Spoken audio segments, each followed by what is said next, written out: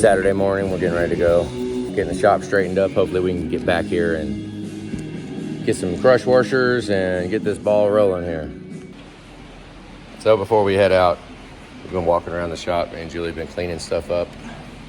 Let's do a rundown real quick.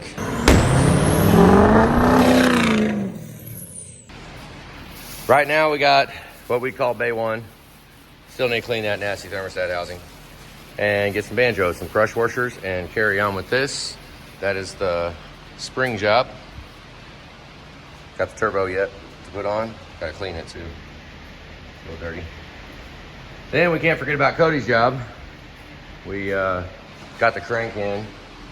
The rotating assembly is almost in. He made the rod set up, so we got the holes drilled and got them chamfered. We still, maybe we'll put a fence on is what we might want to do, is put a fence on the table so that when we put this on, all them holes are uniform. So we don't have to measure, just push it up against the fence and scoot it over. That might be an option. I'll have to explore that. But, so we've got to get those rods done, get the rods sized. We got to figure out the rod hone over there and figure out how to size these bushings. And then we can put this engine together. Then we have school going on 7.3s. I haven't even touched the block yet.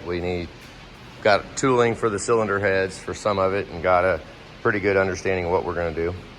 But we gotta strip this block apart, check the cylinders, and basically just a refresh on it. It could be a bore, it could be just a ball hone, who knows.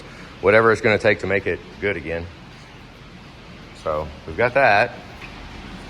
We have a set of 7.3 cylinder heads we need to do. Got some parts in there, some seats and guides and seals, and haven't gotten the injector cups yet. So we got this job to do. We are gonna come back to here in just a minute because this is relevant, kind of. Absolutely love being able to park inside so we can load up when we get ready to go, and inside, it's nice. We have a cracked head, fuel in the coolant going right here. This is the one I showed that I drove last couple weeks ago. So it has sealant drying right now. Probably blue or green Loctite is all they use. So this is now waiting time before we get put back together. I am gonna wanna go ahead and we'll put an intake and a Y pipe at least on it so that the parts are here, because a lot of times we don't have them in stock when we really want them. So we have some here right now. Basically, we have 3 of them over there and they're all gone. We don't have any more, they're all gone. So we need more. But they're gonna go on this one so that when we do finally take it all the way apart, we wanna see if this repair job works. If this cracked head repair job, I mean, we'd be doing good to at least get maybe 10,000 miles worth of drive time out of this truck before we absolutely tear its guts out and redo the whole thing. So that's what we're gonna try to do. Get the parts on it so that they're here, and then all we have to do is just pull it in and do an engine on it. I do still have this little thing looming over our heads. Remember the bolts that were physically touching the housing of the turbo because of this add-on? So those need to be put back in here. Actually, I need to take them apart. I'm gonna take them back apart one more time because the 3 bolts that are in there, I'm not happy with that unison ring that's inside of there. I think when I tightened the bolts all the way down, it made the unison ring hard to turn. So even though we buttoned it all up here, I slept on it, I thought about it, and it's gotta come all the way back apart again and basically start all over and redo it again. Because with the pain in the butt of these turbos, I really wanna take that apart, and I want this arm to move free when it's tight. I mean, it's free right now, but I didn't quite tighten the bolts all the way that hold the unison ring. And when I did tighten them all the way, it bound this up. So I thought we was gonna just ghetto rig some crap and run on through it. Now I'm gonna go ahead and take it all the way back apart. If we can drill it a little bit more and make it so we can tighten it, but I don't think it's gonna do it. I think the space isn't right. I don't think it'll actually work. So we might wind up just scavenging another turbo and taking a unison ring out of it and putting it in here is what I'm thinking this might wind up being, because if we take this turbos off again, it's gonna be cab off, and it's gonna be to put a different set of turbos on it. Or it's gonna be to rebuild the engine or something. But there's a very good chance this thing actually will run great. It is a fresh engine. So.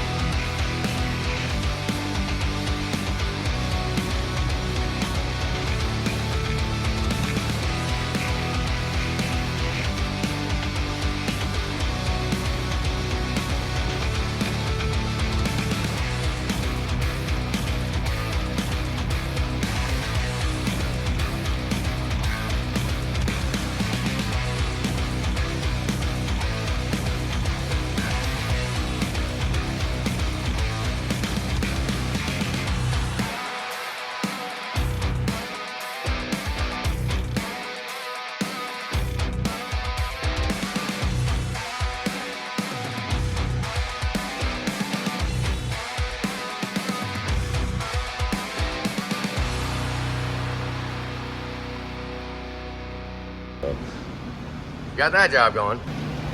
Over here, we got Cody's headache. Pouring oil out of the exhaust. It poured everywhere. Oil everywhere. And it was pouring oil after the turbo was replaced, which, ain't nothing wrong with that turbo. Nothing wrong with it. But this had injector cups done a week before it started pouring oil out.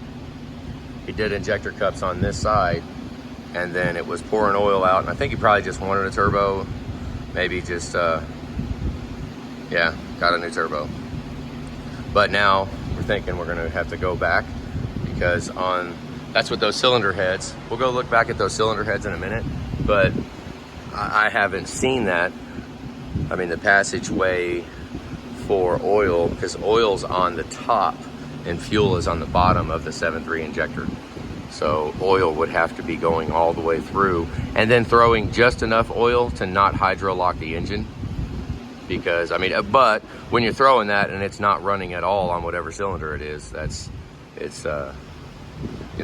least it's rotating and it's pushing massive amounts of oil right out the exhaust valve. Almost hydro locks. That's probably a good reason why when we was cranking it over, the starter was really dragging, having a hard time starting. I think it's trying to hydro lock somehow inside those injector bores because oil is coming out. So our next thought hopefully is going to be pull off the turbo and fire it up real quick. And that should tell us what side to break down. So we got this job going. Back here, we can't even talk about what's going on right there. But we can talk about what's going on here. Poor Joey. He's just racking his brain on this. Tried to help a guy out, just get a little make ready, a little tune up on the truck, and it wound up being, he's married. He's got his wedding ring firmly cinched on his finger for this truck. It is his little baby. We've all been there. We've all been, we know we have. You'll get it. You'll figure it out. So that's a pretty good rundown other than the headlights that are in the back of this truck that Don was kind of donating to the liftgate cause, because the liftgate's got broken headlights on the front. It's from Darian and Tanner pushing trucks around and they broke the headlight. I'm kind of living with it. It's sentimental to me. I kind of want to leave it. We can change it later because, I do have in those green up there some freaking where is a set of headlights too for it. But I just haven't put them in yet. My luck, I'll put them in and a freaking deer will come out and then we'll smash them and waste them. So the headlight still works. So it's on there. When we was doing the construction and the power in the shop and they pulled up, Donna and Rose pulled up in this was bought for them because they buy all kinds of stuff, seeds and fertilizer to spread out in the ground everywhere. Oh, look at that. It's got a back windshield on it. And a front windshield. Oh, I bet that's nice. That'll keep all the dust out. This is a nice rig right here. It's $30,000 side-by-side. Holy freaking crap, that's beautiful. We are gonna find a spot for this. I think we was talking about it might find a spot right there on that wall. For right now, bare minimum, we'll use this to check run out on crankshafts because I can walk over and just set a crankshaft on it. Have an indicator sitting here ready and we can just check run out on cranks real quick. That's my goal with it. I don't really want to put it back out in the barn. It's been out. It's been inside but outside, as you can tell. We kind of tidied it up. It's pretty clean. But, okay, oil getting into the cylinder after an injector cup install. This is a 7.3 cylinder head.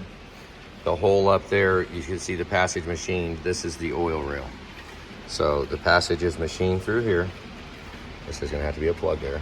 They drill right through there and all the way through into the bore. How do you think it can get in there? Something is pouring oil out into the cylinder.